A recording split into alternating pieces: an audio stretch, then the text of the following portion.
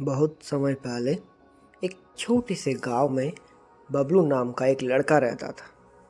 वह न केवल गांव का सबसे होशियार लड़का था, बल्कि एक साहसी भी था। बबलू को अनोखी चीज़ों के बारे में जानने का बहुत शौक था। वह जंगलों, पहाड़ियों और दूर दूर के इलाकों में यात्रा करने का सपना देखा करता था। लेकिन गांव वाले उसे हमेशा चेतावनी देते थे, बबलू, जंगल में ना जाओ, वह जंगल रहस्यमयी है। वहाँ के रास्ते भूलने वाले होते हैं और जंगल के भीतर की आवाज़ें डरावनी होती हैं।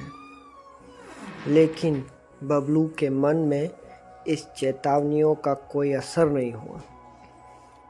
एक दिन उसने ठान लिया कि वह जंगल में जाएगा और वह रहस्य जानकर रहेगा। बबलू ने अपने छोटे से बैग में कुछ खाने पीने की चीज़ें डाली, एक चाकू और एक टॉर्च, और चल पड़ा। गांव के किनारे से जंगल की शुरुआत होती थी। बबलू ने अपने कदम धीरे धीरे बढ़ाए और जंगल में प्रवेश कर लिया। जैसे जैसे वह भीतर गहराई में जाता, जंगल और भी घना और रहस्यमय होता जा रहा था। पेड़ों की शाखाएं आसमान को ढकने लगी और चारों ओर अजीब सी चुप्पी थी। अचानक एक अजीब सी आवाज़ आई, बबलू, बबलू। बबलू ने इधर उधर देखा, लेकिन कोई नहीं था। वह डरने के बजाय उत्सुक हो गया। यह आवाज़ कहाँ से आ रही है, उसने सोचा। वह धीरे धीरे आवाज़ का पीछा करने लगा। कुछ दूर चलने के बाद उसने एक चमकते हुए पेड़ को देखा। पेड़ का तना सोने की तरह चमक रहा था और उसके चारों ओर हल्की सी धुआंधार रोशनी थी। बबलू ने सोचा, यह क्या है? और पेड़ के पास जाकर उसने देखा कि उस पेड़ के नीचे एक छोटी सी गुफा थी, जिसमें से वही आवाज़ आ रही थी। बबलू डरते डरते गुफा में दाखिल हो गया। गुफा में अजीब सी रोशनी थी और हवा में एक मीठी सी खुशबू फैल रही थी। जैसे ही वह गुफा के अंदर गया, उसने देखा कि गुफा की दीवारों पर रंग बिरंगे चित्र बने हुए थे।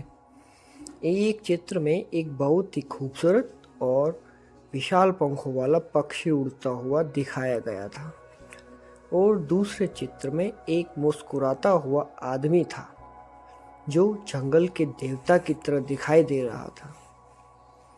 बबलू ने एक दीवार पर एक और चित्र देखा, जिसमें जंगल के भीतर के सारे जानवर एक साथ इकट्ठा होकर कुछ खा रहे थे। इसके ठीक नीचे एक अजीब सा शब्द लिखा था, जो खोजेगा वही पाएगा। वह शब्द बबलू को और भी ज़्यादा उलझन में डाल दिया। अचानक एक हल्की सी आवाज़ आई, तुमने खोज लिया, अब तुम्हें इसे समझना होगा। बबलू ने अपनी आंखें चौड़ी की और देखा कि सामने एक आदमी खड़ा था, जो बिल्कुल जंगल के देवता जैसा लग रहा था। उसकी आंखें चमकदार थी और चेहरे पर एक हल्की सी मुस्कान थी। तुम कौन हो? बबलू ने पूछा। मैं इस जंगल का पुराना संरक्षक हूँ, उस आदमी ने कहा। तुमने जिस पेड़ को देखा, वह केवल उन्हीं लोगों को दिखाई देता है जो सच्चे दिल से जंगल की शक्ति को समझने के लिए आते हैं। बबलू को अब पूरी तरह समझ में आने लगी थी।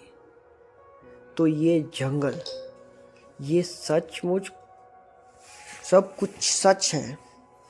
उसने हैरान होकर पूछा। हाँ, वह आदमी मुस्कुराया। यह जंगल एक अद्भुत जगह है। यहाँ पर पेड़, हर फूल और हर जानवर की अपनी कहानी है। लेकिन यह रहस्य केवल उन्हीं को पता चलता है जो कि इसे दिल से जानने की कोशिश करते हैं।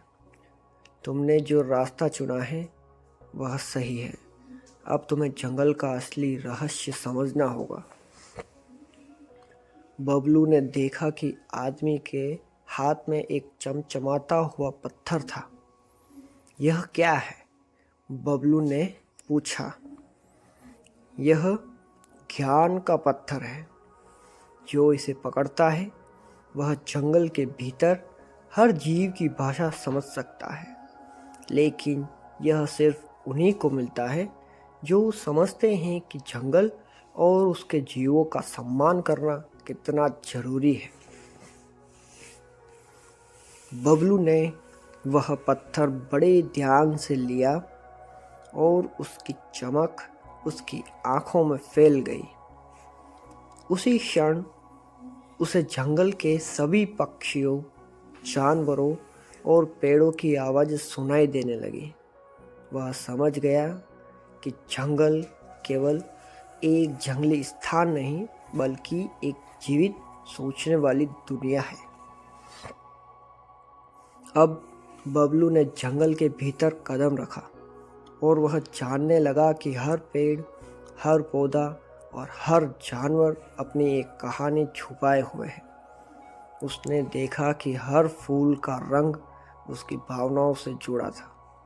एक गुलाबी फूल सुकून और शांति की बात करता था, तो एक लाल फूल साहस और जोश का प्रतीक था। कुछ समय बाद बबलू ने जंगल के सभी रहस्यों को समझ लिया और वह वापस लौटने के लिए तैयार हो गया। लेकिन वह अब पहले जैसा नहीं था। उसे जंगल की शक्ति का एहसास हो चुका था और वह जानता था कि वह कभी भी इस जंगल में वापस आ सकता है, क्योंकि अब वह जंगल के रहस्यों का एक हिस्सा बन चुका था। गांव लौटते समय बबलू ने अपने अनुभव सबको सुनाए, लेकिन कोई भी उसकी बातों का विश्वास नहीं करता था। लेकिन बबलू खुश था, क्योंकि वह जानता था कि उसने कुछ ऐसा खोजा है जो किसी और के लिए नहीं था।